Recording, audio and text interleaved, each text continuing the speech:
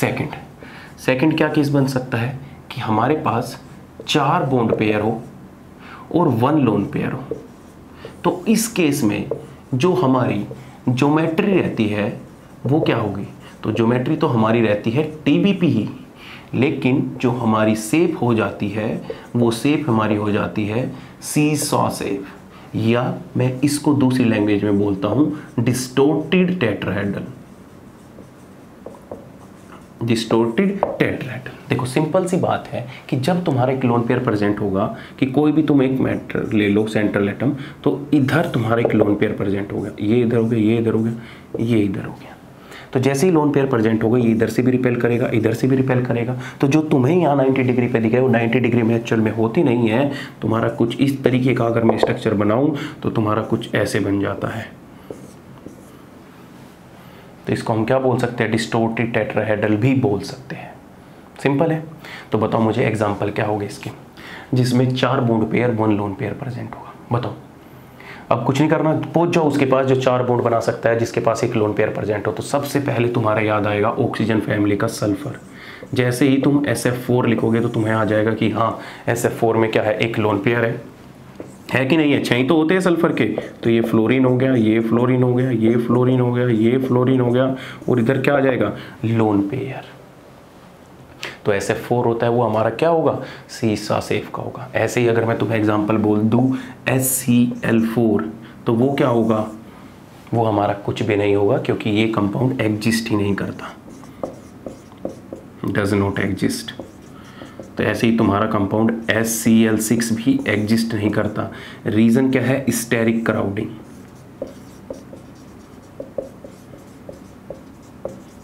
Reason क्या है इनका एग्जिस्ट ना करने का? स्टेरिक क्राउडिंग की वजह से ये कंपाउंड एग्जिस्ट नहीं करता। तो सल्फर के केस में क्या हो जाएगा?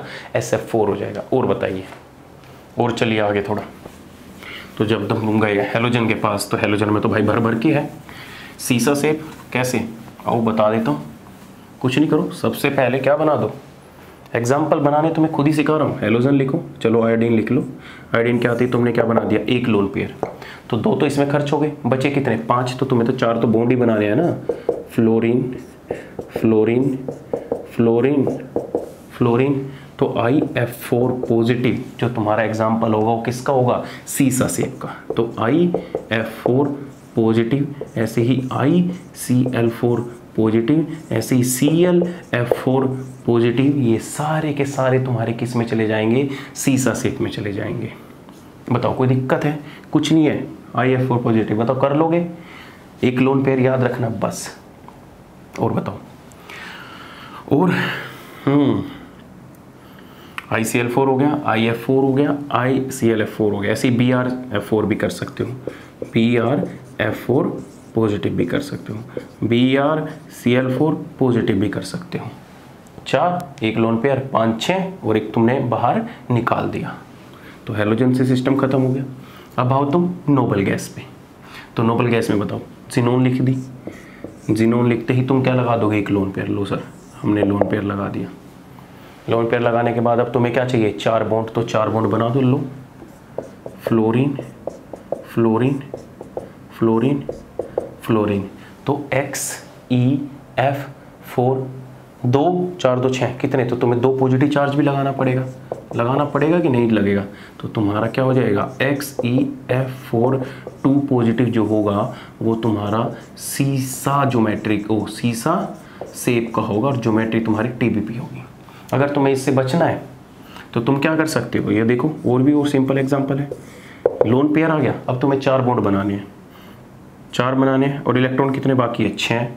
तो 2 यहाँ पे चले गए, Xe, 2 यहाँ पे चले गए, और तुम्हारा क्या आ जाएगा? फ्लोरीन, और ये भी क्या आ जाएगा? फ्लोरीन। तो 2 4 6 और 2 8। तो XeO2F2 जो तुम्हारा एग्जाम्पल होगा वो किसका होगा? सीसा का होगा। बताओ, वैसे तुम्हें कितने डिफिकल्ट लगती थी ना ज्योमेट्री स्ट्रक्चर, लगती थी कि नहीं लगती थी? अब एग्जाम्पल भी तुम खुद ही बना सकते हो, अपनी मर्जी के खुद मालिक हो, तुम्हें कुछ चीज़ याद करने की ज़रूरत ही नहीं है। और बहुत सारे बना सकता हूँ इससे। Xe हो गया। अब तुम यहाँ पे क्या कर सकते हो? देखो, अब क्या कर सकते हो, ऐसे ही देखो यहाँ पे पॉजिटिव चार्ज ना देके तुम यहाँ पे ये भी तो कर सकते थे। आयोडीन में एक लोन पेयर आ गया, एक फ्लोरीन आ गया, एक फ्लोरीन आ गया, एक फ्लोरीन आ गया। अब तुम्हें क्या है, 3 और 2 5, 2 इलेक्ट्रॉन बच गए। 2 इलेक्ट्रॉन की जगह क्या लगा दो तुम, ऑक्सीजन लगा दो। ऑक्सीजन की जगह CF2 लगा दो, ये लगा दो, कोई फर्क थोड़ी ना पड़ रहा है, बताओ इससे।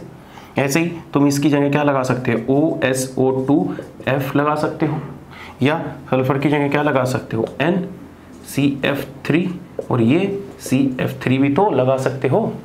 तो इससे तुम्हारी कोई दिक्कत भी नहीं आएगी। अब देखो इस केस में भी तुम फ्लोरीन की जगह क्या लगा सकते हो ये तो हो गया ऑक्सीजन लगा सकते हो, इसकी जगह यहाँ पे क्या लगा सकते हो, CF2 भी लगा सकते हो। यहाँ पे फ्लोरीन है, फ्लोरीन की जगह मोनोवेलेंट तुम क्या लगा सकते हो, NCF3 लगा सकते हो। ऐसे ही OSO2F भी तो लगा सकते हो, ये भी तो क्या है, मोनोवेलेंट को ही रिप्रेजेंट करता है।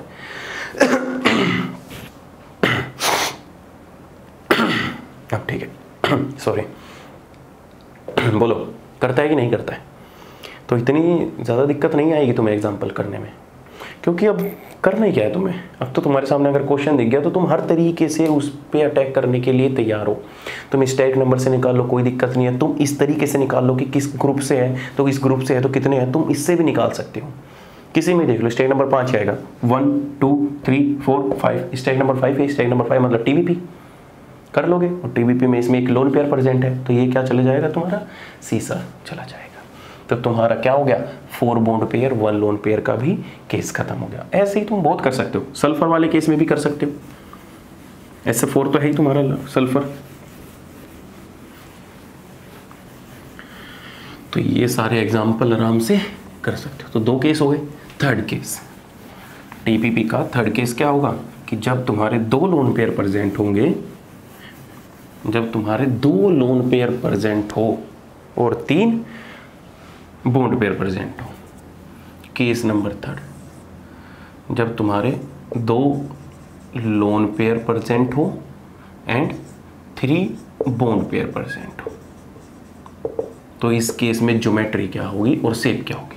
तो देखो ज्योमेट्री तो हमारी चेंज नहीं होगी, क्योंकि स्टेज नंबर 5 की ज्योमेट्री होती है TBP। तो तुम्हारी क्या हो गई ये TBP, लेकिन शेप चेंज हो जाएगी। इस केस में जो तुम्हारी शेप आएगी वो हमारी T शेप बन जाती है, या मैं इसको कह सकता हूँ थोड़ी सी बेंट शेप बन जाती है। कैसे, देखो ध्यान से। जैसे तुम्हारे पास कोई सेंट्रल एटम M मान लो, M के पास जैसे ही तुम 2 लोन पेयर लगाओगे, एक लोन पेयर इधर, एक लोन पेयर इधर, इधर क्या होगी एक्सियल पोजीशन और ये क्या होगी। तो ये तुम्हारे, अगर मैं इसको ठक लेता हूँ तो तुम्हें ये क्या दिख रहा है, T दिख रहा है कि नहीं दिख रहा। अरे यही तो दिख रहा है, T ऐसे ही तो बनाते हो तुम, T दिख रहा है ना, दिख रहा है। तो ये इसको हम क्या बोल देते हैं, T शेप, क्योंकि एक्चुअल में जो हमें दिखता है उसी को हम क्या बोलते हैं, शेप बोलते हैं। अब मेरा क्वेश्चन तुमसे ये है कि इस T शेप में कितने एंगल 90 डिग्री के हैं। How many angle 90 degree present in T shape. तो तुम्हारा बिल्कुल सही आंसर आएगा कितना, 2 आएगा। ठीक है, तो तुम्हारा कितना आंसर आया, 2, और जो कि क्या है, गलत है। रीज़न क्या है कि तुम इतनी देर से मैं तुम्हें पढ़ाता आ रहा हूँ, इतनी स्टार्टिंग से बताता आ रहा हूँ कि लोन पेयर रिपेल करेंगे। तो मैं बस ये देखा कि लोन पेयर छुप रखे हैं, जब छुप रखे हैं तो एक 90 डिग्री का एंगल ये होगा, एक 90 डिग्री का एंगल ये होगा, और हमारे 90 डिग्री के एंगल कितने बन गए, 2 बन गए। इसी गलतफहमी में तुम जी रहे थे।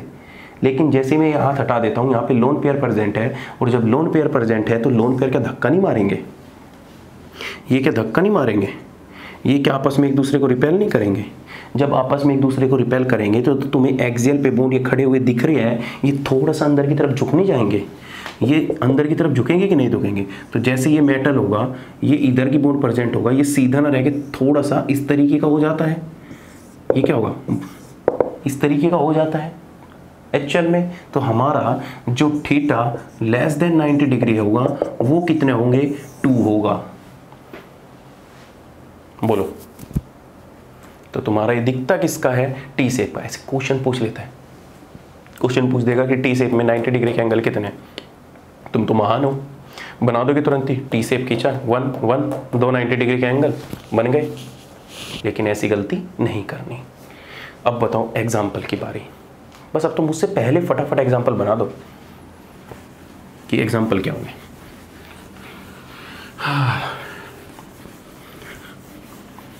लाइव क्लास में मज़ा तो आता है भाई। अब मैं क्लास ले रहा हूँ, जैसे पढ़ा भी रहा हूँ अनअकैडमी पे, तो मैं देख भी रहा हूँ, तो मज़ा तो आता है लाइव क्लास में। बच्चों का साथ के साथ पता भी लग जाता है कि हाँ रिस्पॉन्स क्या है। लेकिन अब तुम कैमरे के पीछे आधे बच्चों को पता नहीं, जानते भी है नहीं, बस पढ़ाए जा रहे हैं, समझ में आ रहा है कि नहीं वो भी नहीं पता लगता। तो बस यही है, तुम्हारा सब कुछ ध्यान में रखते ही मुझे हर चीज़ को एक्सप्लेन करना पड़ता है। ये बहुत डिफ़िकल्ट काम होता है, सच बता रहा हूँ ज़िंदगी में। अगर तुम्हें कैमरों को ध्यान में रख के चीज़ों को पढ़ाना पड़े ना, तो हर कोई ऐसे नहीं पढ़ा सकता। क्योंकि बस मेरे लिए तुम जो बैठे हो, मेरे लिए कैमरा ही है कि हाँ तुम ही हो, मैं कैमरे के सामने बड़बड़ा रहा हूँ तब से, और बस उसके साथ ही समझ में आ रहा है। सोचो इमेजिनेशन कितनी खतरनाक है। चलो एग्जाम्पल की बात करो, टी सेप की। 2 लोन पेयर चाहिए, बताइए 2 लोन पेयर किसके पास होगी? तो चलो अब तो हम हैलोजन के पास ही चलेंगे, क्योंकि उसी की औकात है, वही दे सकती है 2 लोन पेयर। तो हमने कुछ नहीं किया, ये आयोडीन लिखा, 1 लोन पेयर इधर की तरफ, 1 लोन पेयर इधर की तरफ, और इधर क्या लगा दिया? फ्लोरीन। इधर भी क्या लगा दिया? फ्लोरीन। और इधर भी क्या लगा दिया? फ्लोरीन। बन गया तुम्हारा 7 और 3 10, 5 जब भी आ रहा है। तो IF3 एग्जाम्पल हो गया, या ClF3 हो गया, IF3 हो गया, ICl3 हो गया, BrF3 हो गया। ये जितने भी एग्जाम्पल है सारे के सारे किसके हैं? टी शेप के हैं। सारे के सारे किसके हैं? टी शेप के। बोलो कोई दिक्कत है? ऐसे ही अगर जिनोन में चलूँ मैं, तो जिनोन में बताऊँ क्या होगा? तो जिनोन में भी बना दो 2 लोन पेयर, कोई दिक्कत थोड़ी ना है तुम्हें। ये लो 2 लोन पेयर, 2 और 2 4, 4 आ गए। अब बचे कितने? 4 ही बचे। तो 4 में क्या करूँ? 1 ऑक्सीजन इधर लगा दो, 1 फ्लोरीन इधर लगा दो, 1 फ्लोरीन इधर लगा दो। मोनोवैलेंटी तो चाहिए। तो XeOF2 क्या बन गई हमारी? टी शेप बन गई। अब ऑक्सीजन की जगह तुम क्या लगा सकते हो? यहाँ पे CF2 भी लगा सकते हो और CH2 भी लगा सकते हो। दूसरा, इस फ्लोरीन की जगह तुम यहाँ पे क्लोरीन तो तुम नहीं देखोगे, यहाँ पे क्या लगा सकते हो? NCF3 का होल 2S भी लगा सकते हो, या OSO2F भी लगा सकते हो। लगा सकते हो कि नहीं लगा सकते? तो ऑक्सीजन का ये हो गया। या तीसरा एग्जाम्पल क्या देख सकते हो? XeF3 positive. ये जो एग्जाम्पल होगा ये भी किसका होगा? ये भी तुम्हारा किसका होगा? टी शेप का होगा। तो ये सारी चीज़ें अब तुम खुद से सीख चुके हो, अब तुम्हें कोई दिक्कत नहीं है एग्जाम्पल बताने में। तो XeF3 लो, XeF3, ये 2 लोन पेयर इधर आए, 4 इलेक्ट्रॉन यहाँ खत्म हो गए, 5 6, एक हमने इधर लगा दिया 7, अब बचा एक को बाहर फेंक दो, तो तुम्हारा क्या आ जाएगा? पॉजिटिव। तो XeF3 पॉजिटिव क्या हो जाएगा तुम्हारा? टी सेफ हो जाएगा। बोलो कोई दिक्कत है अब तक इसमें? और बताओ, और कोई एग्जांपल हो सकता है? तो तुम सल्फर के पास भी जा सकते हो। कैसे भाई? सल्फर के पास 1 लोन पेयर तो पहले से ही होता है। 1 लोन पेयर तुमने लगा दिया, ये लगा दिया, लगा दो मोनोवैलेंट, 1 2 3। अब ये तो 2 2 4, 4 और 3 7, ये तो 7 हो गए। लेकिन इसके आउटर मोस्ट क्या होते हैं? कुछ नहीं करो, नेगेटिव चार्ज लगा दो। इसने क्या कर लिया? एक एक्सेप्ट कर लिया। तो SF3 नेगेटिव क्या होता है तुम्हारा? SF3 नेगेटिव क्या चला जाएगा तुम्हारा? टी शेप चला जाएगा। ऐसे ही TF3 चला जाएगा, TeF3 नेगेटिव, ये भी क्या चला जाएगा तुम्हारा? टी शेप चला जाएगा। तो इतना सोचने की ज़रूरत है ही नहीं। अब तक देखो मैं कहीं फॉर्मूले का यूज़ कर रहा हूँ, कहीं भी जो स्टार्टिंग में फॉर्मूला लिखवाया था उसका यूज़ किया। बस सिंपल सा मुझे पता लग गया स्टैक नंबर 5 है, स्टैक नंबर 5 कौन कौन सा ग्रुप का एलिमेंट बना सकते हैं, उनको सामने रख के और मैं चीज़ों को बनाता चला जाता हूँ। अब इससे मैं हज़ारों एग्जाम्पल बना सकता हूँ। बताओ भाई, समझ गए? अब तक कहानी क्या चलती थी? टीचर आते थे, 100 एग्जाम्पल लिख देते थे, बच्चे याद करते थे। बच्चे पागलों की तरह एग्जाम्पल को याद करते थे। सच में मैं भी इस हालत से गुजरा हूँ। यार ये एग्जाम्पल याद कर लो, ये इसमें। तो अब तो तुम्हें कुछ याद करने की जरूरत ही नहीं है, क्योंकि तुम सारा मेथड इनको बनाने का सीख चुके हो। ठीक है, कहाँ रख दिया? बोलो कोई दिक्कत है अब तुम्हें? तो इस तरीके से टी शेप के बहुत सारे एग्जाम्पल हो गए। चलो अब मुझे बताओ अगला केस क्या बनेगा? कब तक ले जाओगे? तो अगला केस हो जाएगा 3 लोन पेयर और 2 बॉन्ड पेयर। 3 लोन पेयर और 2 बॉन्ड पेयर। तो 4th केस हमारा हो जाएगा 3 लोन पेयर और 2 बॉन्ड पेयर। अब बताओ, इस केस में ज्योमेट्री तो सेम ही होगी, ज्योमेट्री तो क्या होगी, सेम ही क्या होगी, टीबीपी, और जो शेप होगी हमारी वो क्या होगी, लीनियर। क्यों लीनियर होगी, आओ सिखाऊं। कोई भी सेंट्रल एटम लिया, दो बॉन्ड बनाओगे तो एक्सियल बॉन्ड तो रहेंगे, तो लोन पेयर हमारे कहाँ जाने प्रीफर करेंगे, हमेशा इक्वेटोरियल पोजीशन पे। ठीक है, तो ये हमारी क्या बन जाती है, लीनियर बन जाती है। अब भाई हमें उसके पास जाना है जिसके पास 3 लोन पेयर अवेलेबल हो। तो हम हर ग्रुप में घूमे, हमें तो मिला नहीं स्टार्टिंग में, कहाँ पे मिलेगा, जाके हैलोजन के पास। तो हम गए हैलोजन के पास, हमने पकड़ लिया आयोडीन को। ले भैया आयोडीन आ जा तू भी। तो आयोडीन में जैसे ही हमने इसमें कंपाउंड लगाया, लो क्या लगाया, 3 लोन पेयर लगा दो पहले ही, ये देखो लगा दिए, 2 4 6 इलेक्ट्रॉन तो लोन पेयर में इंक्लूड हो गए। अब हमें क्या चाहिए, 2 मोनोवेलेंट भी तो चाहिए। इधर फ्लोरीन लगा दिया, इधर फ्लोरीन लगा दिया। अब हमने तो 1 इलेक्ट्रॉन एक्स्ट्रा डाल दिया इसमें, क्या 2 4 6 7 8, लेकिन इसके पास तो होते कितने 7, तो इसलिए हमें इसके ऊपर क्या लगाना पड़ेगा, नेगेटिव चार्ज। तो जो तुम्हारा एग्जाम्पल होता है IF2 नेगेटिव, ये क्या होता है, टीबीपी ज्योमेट्री का होता है और लीनियर। तो इस तरीके से सारे हो सकते हैं तुम्हारे, ICl2 negative, IBr2 negative, I3 negative भी हो सकता है, I2 नेगेटिव, I2 नेगेटिव भी हो सकता है। ये होता ही है, बहुत फेमस है, इसको हम क्या लिखते हैं, I3 नेगेटिव भी। ऐसे ही तुम्हारा क्या हो जाएगा, ClF2 नेगेटिव भी हो जाएगा। ऐसे ही तुम्हारा क्या हो जाएगा, BrF2 नेगेटिव हो जाएगा। ऐसे ही तुम्हारे पास क्या हो जाएगा, BrCl2 नेगेटिव हो जाएगा। हो जाएगा कि नहीं हो जाएगा, बोलो। इतने सारे एग्जांपल जितने भी हैलोजन में, तो इनमें क्या हम क्या लिख सकते हैं, I3 नेगेटिव भी। देखो ये जितने भी कंपाउंड होते हैं, ये होते हैं हमारे इंटर हैलोजन कंपाउंड। ये तुम गलती करोगे क्योंकि अब तक तुमने मेन ग्रुप एलिमेंट नहीं पढ़ा। जब तुम मेन ग्रुप एलिमेंट पढ़ लोगे, उसमें मैंने अच्छे से इंटर हैलोजन कंपाउंड को एक्सप्लेन कर रखा है। तो तब तक याद रखिए कि internal halogen compound X dash होता है, और इस X डैश में ध्यान रखिए, जो ये X होता है जिसको हम सेंट्रल एटम मानते हैं, इसका साइज बड़ा होता है। ये क्या होता है, लार्ज साइज का होता है। किससे, H डैश से, X डैश से। और जो हमारा X डैश होता है वो हमारा स्मॉल साइज का होता है, स्मॉल साइज का होगा।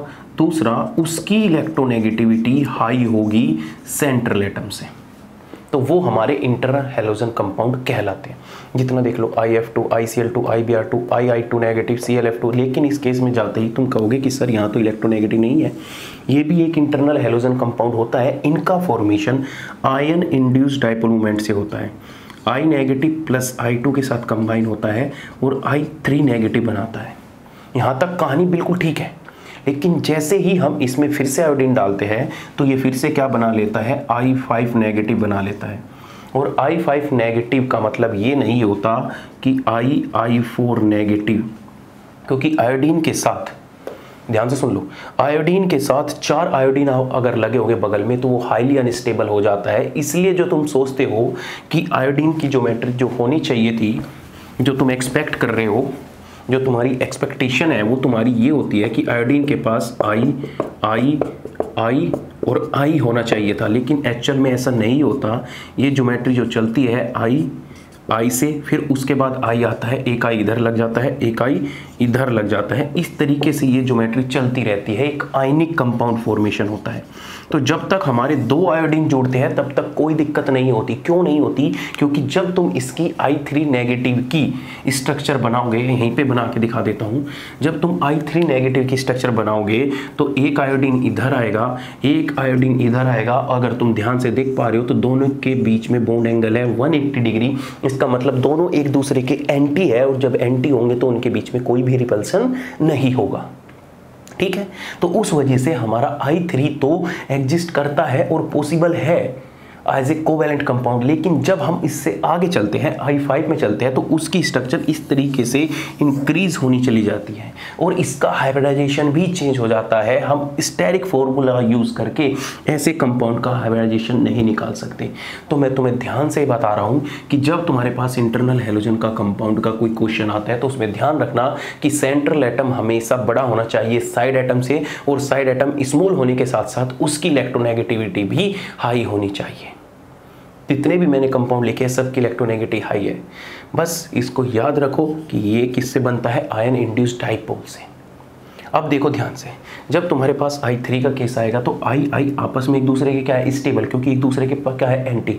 अब इसमें पहला क्वेश्चन ये आता है कि I3 नेगेटिव में कितने लोन पेयर प्रेजेंट हैं। I3 नेगेटिव में कितने लोन पेयर प्रेजेंट है, बताओ कितने लोन पेयर प्रेजेंट है।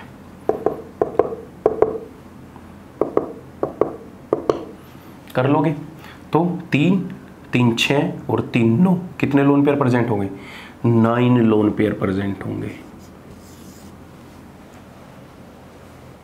कि नहीं होंगे, बताओ। अब कोई दिक्कत है?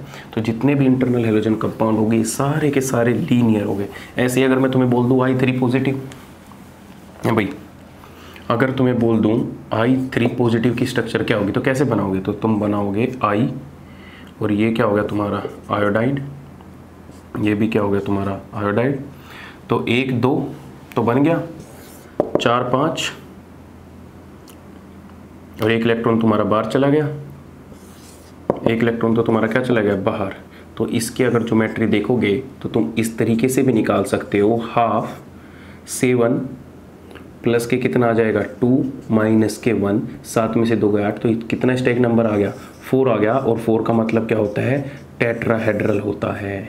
तो जब तुम I3 पॉजिटिव देखते हो, I3 पॉजिटिव बिल्कुल आइसोस्ट्रक्चरल की तरह होता है वाटर, क्योंकि वाटर में भी क्या होते हैं, 2 लोन पेयर प्रेजेंट होते हैं कि नहीं होते। तो ध्यान रखना, कभी भी कंफ्यूज मत हो जाना I3 नेगेटिव और I3 पॉजिटिव में। I3 नेगेटिव हमारा TBP ज्योमेट्री से है, लीनियर शेप से, और I3 पॉजिटिव हमारा टेट्राहेड्रल ज्योमेट्री से है और बेंट शेप से है। बोलो कोई दिक्कत है, कोई कंफ्यूजन है? अब तो कोई कंफ्यूजन नहीं होगी। अब बताइए और एग्जाम्पल क्या हो सकते हैं। तो हमने अब तक हैलोजन के एग्जाम्पल देखे, जीनोन वाले केस में चलो जीनोन में क्या करोगे। सबसे बेस्ट एग्जांपल क्या होगा, सबसे बेस्ट तो यही होगा XeF2। ये देखो Xe, ये फ्लोरीन, ये फ्लोरीन, यहाँ पे क्या लगा दोगे, lone pair lone pair lone pair, लो हो गया। और क्या बना सकते हो, इस फ्लोरीन की जगह OSO2F भी ले सकते हो, इसकी जगह NCF3 का होल ट्वाइस भी ले सकते हो कि नहीं ले सकते, या इसकी जगह NSO2F का होल ट्वाइस भी ले सकते हो। बहुत जितनी तुम्हें कोशिश करनी पड़े इतने तुम आराम से इजीली जीनोन के साथ ले सकते हो। बताओ कोई दिक्कत है? तो तुम्हारे ये सारे के सारे क्या होंगे, लीनियर शेप के होंगे। लीनियर क्या होगी, इनकी शेप होगी, और जो ज्योमेट्री रहेगी वो हमारी TBP रहेगी। तो ये सारे के सारे जो जितने भी केस थे वो हमारे किसके थे, TBP ज्योमेट्री से। तो मैं सबको लिख देता हूँ एक बॉक्स बना के, और जितने भी एग्जाम्पल याद मत कर लेना, तुम्हें हर चीज़ में बता रहा हूँ, तो एग्जाम्पल याद करने की अब तुम्हें ज़रूरत नहीं है। तो स्टैटिक नंबर 5 में देखो ये क्या होगा, स्टैटिक नंबर 5 है। सबसे पहला केस इसमें क्या आता है, ए केस, जिसमें हमारे जो बॉन्ड पेयर है वो भी 5 है, और जो हमारे लोन पेयर है वो भी क्या है, 0 है। यहाँ पे मैं ज्योमेट्री की बात कर रहा हूँ, यहाँ पर मैं शेप की बात कर रहा हूँ। तो इस केस में जो ज्योमेट्री होगी वो TBP ही रहेगी, और जो हमारी शेप होगी वो भी हमारी TBP ही रहेगी। TBP का मतलब कि अगर मैं M को ले लेता हूँ तो इस तरीके की रहेगी, ठीक है। सेकंड, ये क्या हो गया, फर्स्ट। सेकंड केस में जब हमारे बॉन्ड पेयर इक्वल टू 4 हो जाते हैं और लोन पेयर इक्वल टू 1 हो जाता है, तो ज्योमेट्री हमारी TBP ही रहती है, लेकिन शेप हमारी सीसा हो जाती है, या मैं इसको बोल सकता हूं डिस्टोर्टेड टेट्राहेड्रल। तो जब डिस्टोर्टेड टेट्राहेड्रल बोलेंगे तो इस केस में ये तुम्हारा इधर लोन पेयर आ जाएगा, इस तरीके के स्ट्रक्चर तुम्हारी बन के आ जाएगी। तीसरी कैटेगरी, तीसरी में क्या होगा कि तुम्हारे जो बॉन्ड पेयर है वो क्या हो जाएंगे, 3 हो जाएंगे, और जो तुम्हारे लोन पेयर है वो कितने हो जाएंगे, 2 हो जाएंगे। तो इस केस में भी जो तुम्हारी ज्योमेट्री रहेगी वो TBP रहेगी, लेकिन जो तुम्हारी शेप है वो T शेप बन जाती है। क्या बन जाएगी, T शेप। तो T शेप जब तुम बनाओगे तो तुम्हारा क्या होगा, इस तरीके से लोन पेयर होंगे और तुम्हारा इस तरीके से ये झुका हुआ होगा। लास्ट केस, फोर्थ केस तुम्हारा क्या बन जाता है कि जब तुम्हारे बॉन्ड पेयर इक्वल टू 2 हो जाए और तुम्हारे लोन पेयर इक्वल टू 3 हो जाए, तो उस केस में भी ज्योमेट्री तो रहेगी TBP ही। क्या रहेगी, TBP ही, लेकिन शेप तुम्हारी हो जाएगी लीनियर। और लीनियर हो जाएगी तो तुम्हारा कंपाउंड कुछ इस तरीके का नजर आएगा, 3 लोन पेयर के साथ। बोलो, this is all about the TBP। कर लोगे? तो ये बस 5 चीज़ याद रखनी है कि किस में क्या होगा, और इससे ज़्यादा क्या याद रखोगे TBP में। हर चीज़ तो तुम्हें एक्सप्लेन कर दी, एग्जाम्पल भर के सब कुछ तुम्हें एग्जाम्पल बनाने ही सिखा दिया। अब तो मुझे एग्जाम्पल की टेंशन ही खत्म है, याद तुम्हें करने की कोई ज़रूरत ही नहीं है। कितने एग्जाम्पल है, जितने मन में आए उतने अपनी मर्जी से बना सकते हो। तो मैं तुमसे क्वेश्चन पूछूँ एक, चलो क्वेश्चन पूछ ही लेता हूँ।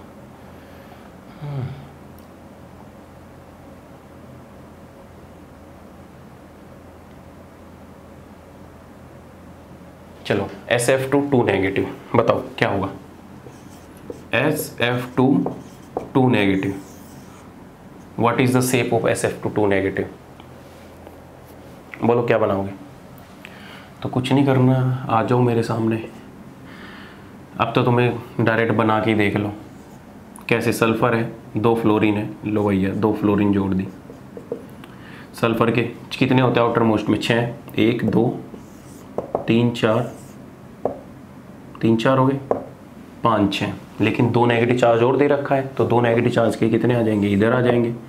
आ गए कि नहीं आ गए, तो ये तुम्हारी क्या आ गई, लीनियर आ गई। क्या आ गई, लीनियर शेप आ गई। और अगर दूसरे फॉर्मूले से निकालना था, लो फॉर्मूले से निकाल लो। क्या करोगे, हाफ सल्फर कितना है 6 प्लस के 2 क्या करोगे, नेगेटिव चार्ज, 6 4 10 कितना आ गया 5। तो 5 का मतलब है किस में चला गया, TBP में। और TBP में कौन सा केस है जिसमें 2 बॉन्ड पेयर है, तो 2 बॉन्ड पेयर वाला सिर्फ एक ही केस है, कौन सा, 4th केस। बताओ, और बताओ, और कोई दिक्कत है, और क्या दिक्कत होगी तुम्हें। चलो क्वेश्चन ये बता दो, ये क्या होगा, XCO2SO2F2 का होल ट्वाइस। बताओ ये क्या होगा, बोलो। XCO2SO2F का होल ट्वाइस कौन सी आ जाएगी, तो ये भी क्या आ जाएगी, लीनियर ही आ जाएगी। क्यों, क्योंकि ऑक्सीजन के साथ हमेशा SO2F हमेशा जब भी मिलेगा तो नाइट्रोजन के साथ मिलेगा या फिर ऑक्सीजन के साथ मिलेगा, कभी भी तुम्हें अकेला नहीं मिलेगा। ठीक है, तो इतना तुम्हारा TBP में हो गया। इतने का एग्जाम्पल कराने में तो कराते रहूँ, बस ये है कि तुम्हें चीज़ें ध्यान रखने की जरूरत कहाँ है, जब तुम्हारा SO2F आए तो हमेशा ध्यान रख लो। मैं इस बात पे इसलिए जोर दे रहा हूँ कि कभी भी तुम्हें या तो नाइट्रोजन के साथ OSO2F मिलेगा या तुम्हें हमेशा ऑक्सीजन के साथ SO2F मिलेगा। ध्यान रखना, कभी भी अकेला नहीं मिलेगा, ना ये अकेला कभी ऐड कर देना। और ये भी ध्यान रखना कि ये मोनोवेलेंट है, ये गलती मत कर देना, क्योंकि मैं पहले ही समझा चुका हूँ, मोनोवेलेंट, बाईवेलेंट, ट्राईवेलेंट सब कुछ A to Z। ठीक है, तो अब बात करेंगे स्क्वायर पिरामिडल की, कि स्क्वायर पिरामिडल में हम कैसे पढ़ देंगे।